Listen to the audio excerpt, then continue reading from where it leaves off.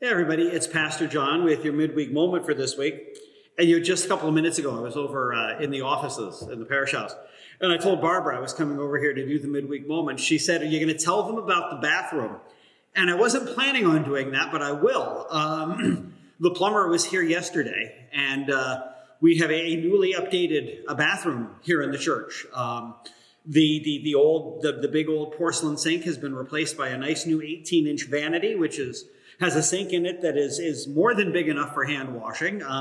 We have the new toilet with the higher seat. And one thing that I think people will really appreciate come the cooler weather, that bathroom now has hot water in the sink. It's got one of those instant on hot water heaters, and I actually just washed my hands. And it took 41 seconds for the water to get warm. So that's pretty good. So there you go. There's the update about that. There's still a little cosmetic work to do there because the new vanity is narrower than the old sink was. So there are some things that, need to be painted and whatnot, but it's up and running and everything seems to be working fine. So there's your update about that. And I mentioned that room will probably need a little bit of painting. Now that all the mechanical and plumbing stuff has been done over there, which is what brings me to what I was actually planning on talking to you about this week. I have reached the point in sort of getting set up in the parsonage where I finally have all of the boxes that the movers had left in the house unpacked. It's actually been that way for a couple of months. I think I got done unpacking the boxes in the middle of February, if I recall correctly.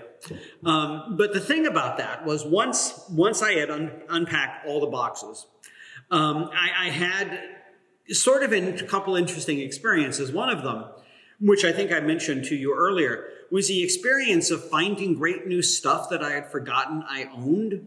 For example, I opened one box and I had very nice busts of Bach, Mozart, and Beethoven. I did not remember that I had 3 busts of those worthy Teutonic composers, but it turns out that I do, and they're very lovely, and they're all sitting on the secretary in the living room, even as we speak.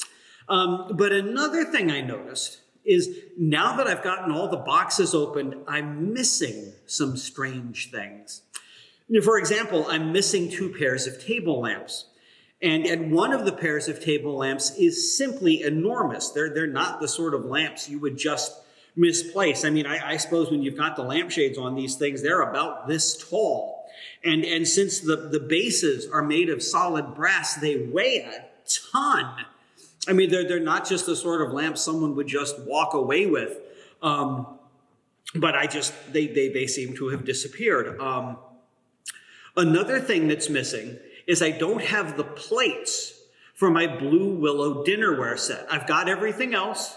I've got the bread plates. I've got the salad plates. I've got the cups and saucers. I've got the bowls. I've got all the serving utensils, but I don't have the dinner plates. I have everything else but those. In my good flatware, I have 2 place settings, but I'm missing the other 10.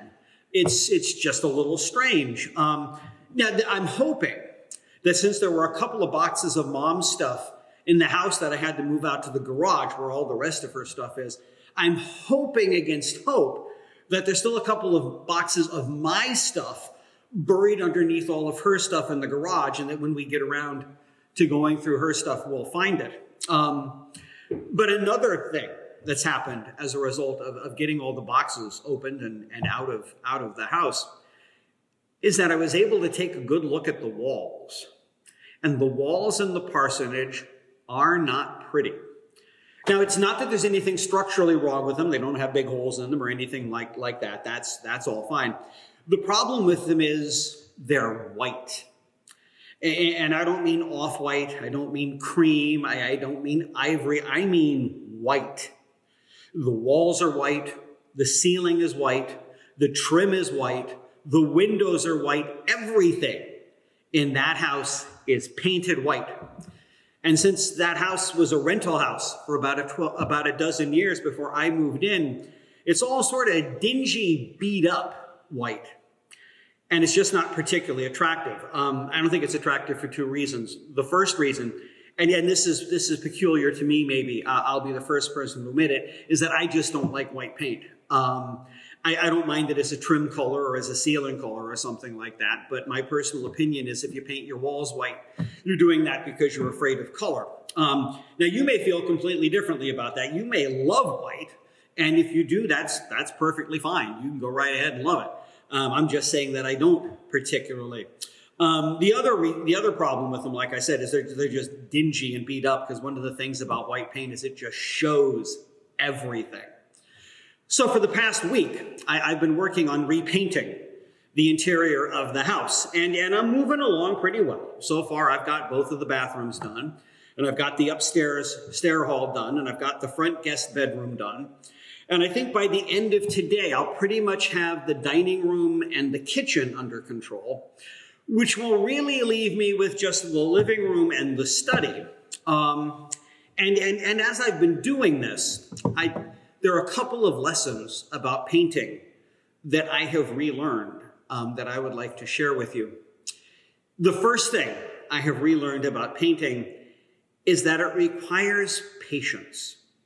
Because the thing of it is, no matter how good a job you do, it always takes a second coat, particularly when you're painting over white. I think the only room I haven't had to paint twice was the downstairs bathroom, because I painted that yellow. Every other room has been painted a darker color, and they've all taken at least two coats. In fact, the front guest bedroom is this lovely, lovely deep shade of gold, and there were some places where it took 3 coats. So, if you go into painting thinking, I'm just going to give everything a quick coat and I'm going to be done, that's just not the way it is. It takes patience to do painting well, because it always takes a second coat. The other thing I've relearned about painting is that it repays paying attention.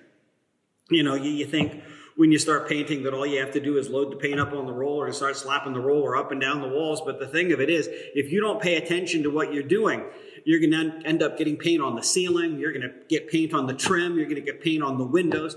You're going to get paint on the doors. You're going to get paint a lot of places where you don't want paint if you don't pay attention.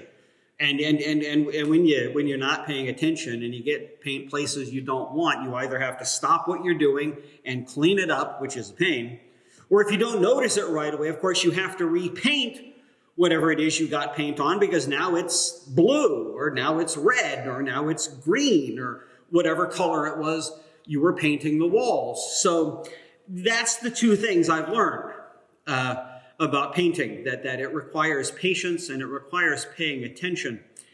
And there are a lot more things in life than just painting that require that. In fact, there's a lot that you can achieve in life if you just do those two things. There's a lot you can achieve in life if you're patient, and there's a lot you can achieve in life if you pay attention to what you're doing. So I suppose they're your two lessons from the midweek moment, not just when you're painting, but for most of the things you do in life. It pays to be patient, and it pays to pay attention. Thanks.